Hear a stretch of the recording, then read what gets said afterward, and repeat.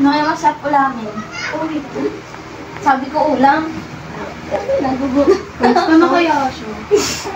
Bakit? Manood tayo ng movie. Parang.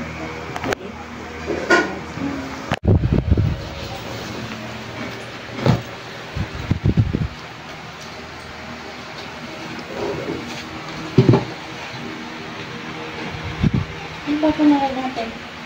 Kayo ba na? Parang na lang kaya? Sige. Walaan nyo. Up. Palitan mo ka. Bunta ka. Iingat mo.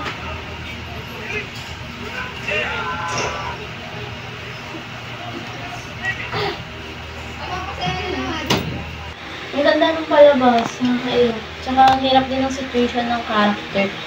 Kung ako sa inyo, kapag nasa situation kayo ng character, ibibenta niyo yung bahay. Para sa akin hindi. Kasi ang dami rin doon na yung memories. Tapos, paano yung mga maaalala mo doon na hindi mo kayang i-let go? Dapat ibenta. Ibibenta. Ako agree din. Dapat din ibenta. I mean, agree ako sa sitwasyon na kasi matanda mo siya para may tundar din siya na sa iba. Tingin nyo, base sa napanood natin, isa ba ito sa epekto ng globalisasyon? Meron din siyang epekto, meron siyang disadvantages. Actually, yung disadvantages niya, pwede siyang makasira din ng kalikasan. Kasi, syempre, marami na rin mga tao na nagkaka-interest sa kalikasan dito sa mundo. So, ang advantages naman ng globalization is natutulungan niyang mas ma-improve yung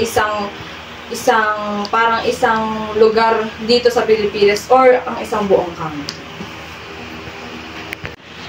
Bilang isang Pilipino, would you embrace or oppose globalization?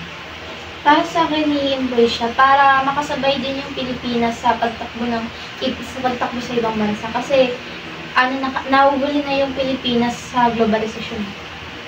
Para sa akin, oppose. Kasi diba, parang nakaka-apekto siya sa kapaligiran natin. Tapos, yung mga puno, paano pag pinutol sila, tapos, di ba doon tayo compound ng mga hangin, tapos, kung ano, mamaya,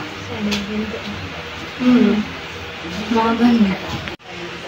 Sa opinion ko kasi, gusto ko siya i-embrace. Kasi, yun yung kailangan ng ating bansa, tas ng ating ekonomiya. Kaso nga lang, may masama siyang epekto katulad na nasisira yung kalikasan, yung mga hayop. Siyempre, pag walang kalikasan, walang nasirang kalikasan.